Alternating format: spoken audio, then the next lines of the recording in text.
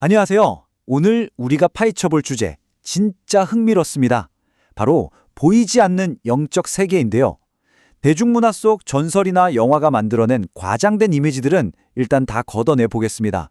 대신 오직 성경 원문과 신학적 자료들이 이 보이지 않는 존재들, 그러니까 천사, 사탄, 귀신에 대해 정확히 무엇이라고 기록하고 있는지 아주 객관적이고 구조적으로 분석해 보려고 합니다. 자, 본격적으로 이 신비로운 세계 속으로 뛰어들어 볼까요?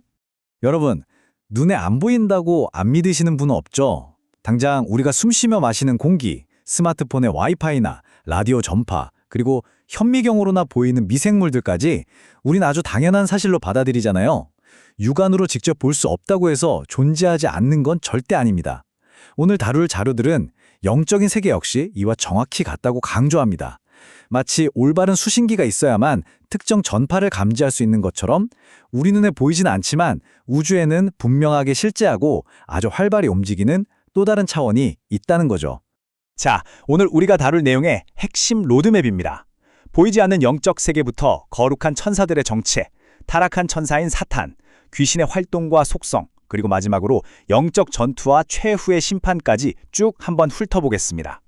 첫 번째로 보이지 않는 영적 세계 그 자체에 대해 들어가 보죠. 두 번째, 그렇다면 이 세계에 사는 거룩한 천사들은 대체 누구일까요? 성경을 보면요, 이 차원이 그냥 비유가 아니에요. 진짜 존재하는 인격체들로 꽉 차 있습니다. 그 첫 번째 거주자인 천사들은 인간이나 우주가 생기기도 훨씬 전에 창조됐죠. 이들은 사람처럼 살과 뼈를 가진 육체가 없습니다. 하지만 지성, 감정, 의지를 완벽하게 갖춘 독립적인 인격체예요. 그리고 진짜 중요한 포인트, 천사들은 불멸의 존재라서 죽지도 않고 사람처럼 번식하지도 않습니다. 그러니까 성경 표현대로 만만, 즉 셀 수 없이 많은 인구수가 창조될 때부터 영원히 고정되어 있다는 겁니다.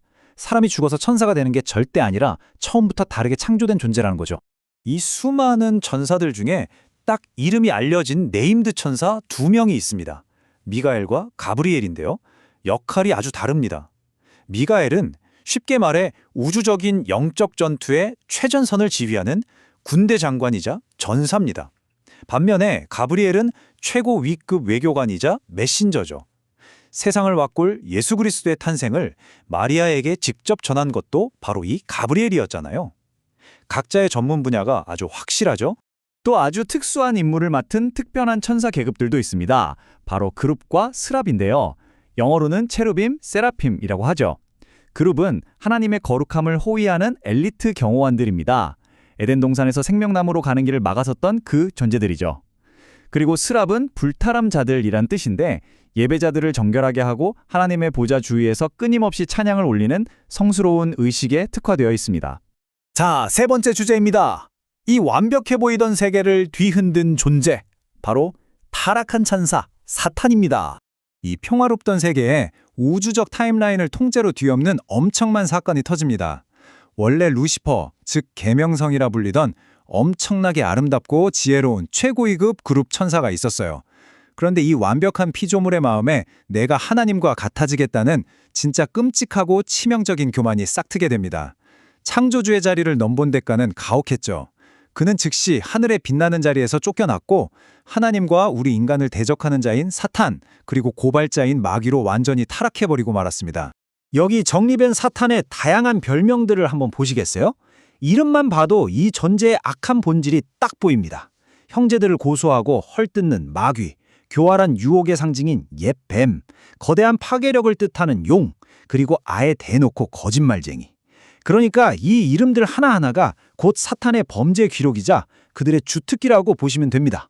여기서 우리가 진짜 짚고 넘어가야 할 아주 중대한 신학적 오해가 하나 있습니다.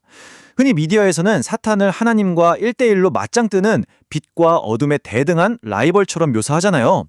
하지만 텍스트는 완전히 선을 긋습니다. 사탄은 하나님의 동급이 절대 아니에요. 그냥 권한이 심하게 제한된 유한한 피조물일 뿐입니다.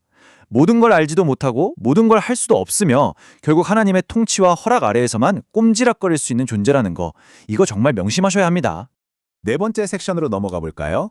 그렇다면 귀신들은 어떤 속성을 가지고 어떻게 활동할까요? 사탄이 처음에 하늘에서 반역을 일으킬 때 천사들의 무려 3분의 1이 동참했습니다. 이 타락한 천사들이 바로 우리가 흔히 말하는 귀신들이에요. 얘네들의 목표는 딱 하나, 인간의 파멸입니다. 교묘하게 사람 마음에 파고들어 죄를 짓게 만들고 타락한 대중문화나 사상으로 우리 생각을 흐리게 하죠.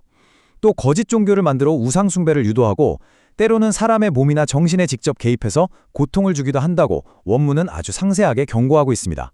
이 귀신들의 속성이 꽤 섬뜩합니다. 비록 육체는 없지만 이들도 각자의 개성을 가진 고도의 지성체들이거든요. 복음서를 보면요, 남들은 다 몰라볼 때조차 귀신들은 예수님이 누군지 단번에 알아봅니다. 게다가 자기들이 나중에 어떤 심판을 받을지까지 정확히 알고 벌벌 떨어요. 진짜 똑똑하죠? 근데 가장 비극적인 건 그 뛰어난 머리를 오직 부도덕한 일, 사람들을 망가뜨리고 영적 성장을 가로막는 데만 100% 쏟아붓는다는 겁니다. 자, 이제 마지막 5번째 섹션입니다. 영적 전투와 그 최후의 심판에 대해 알아보죠. 이 치열한 보이지 않는 전쟁터에서 우리는 어떻게 해야 할까요? 원문 자료는 4단계의 실질적인 방어법을 제시합니다. 첫째, 우는 사자처럼 덤벼드는 적들 앞에서 늘 정신 차리고 깨어 있어야 합니다. 둘째, 진리, 의, 평안, 믿음 같은 방어구, 즉 하나님의 전신 갑주로 꽉 무장하는 거죠. 그리고 셋째가 진짜 핵심인데요. 우리가 가만히 맞기만 한다고 적들이 물러갈까요? 아니죠. 하나님의 말씀이라는 확실한 공격 무기를 꺼내 적극적으로 맞서 싸워야 그들이 힘을 잃고 도망갑니다. 마지막, 넷째. 이 싸움을 혼자 하는 게 아니라 이미 마귀를 박살내신 예수님의 완벽한 승리 안에서 이루어짐을 굳게 믿고 나아가는 겁니다. 사탄과 귀신 반역 세력들에게는 이미 쫙 그어진 절대 피할 수 없는 결말이 있습니다. 지금 이 시대에는 하늘에서 쫓겨나서 이 세상을 막 미혹하고 있죠. 하지만 이거 다 시한부입니다. 곧 다가올 천년왕국 기간에는 무적행, 즉 바닥 없는 깊은 구덩이에 1000년 동안 꼼짝없이 묶이게 됩니다. 그리고 마침내 영원한 시대가 열리면 어떻게 될까요? 결코 빠져나올 수 없는 불과 유황못에 던져집니다. 반란군의 완벽하고 영구적인 게임 오버인 거죠. 오늘 해설을 마무리하면서 이 모든 걸 한 방에 정리해주는 강력한 문장을 하나 보겠습니다. 요한일서 3장 8절인데요. 하나님의 아들이 나타나신 것은 마귀의 일을 멸하려 하심이라. 우리가 지금까지 살펴본 이 방대한 자료들의 결론은 보이지 않는 영적 세계를 막연하게 무서워하라는 게 절대 아닙니다. 오히려 이미 완벽하게 보장된 궁극적인 승리를 선언하는 거죠. 이 거대한 무대 위에서 결국 누가 최후의 승자인지 텍스트는 아주 명확하게 못 받고 있습니다. 자, 이 보이지 않는 세계의 진짜 현실을 알게 된 지금 여러분의 눈에 보이는 현실의 삶은 과연 어떻게 달라질까요? 이 질문을 여러분께 남기며 오늘 해설은 여기서 마치겠습니다. 지금까지 함께해 주셔서 감사합니다.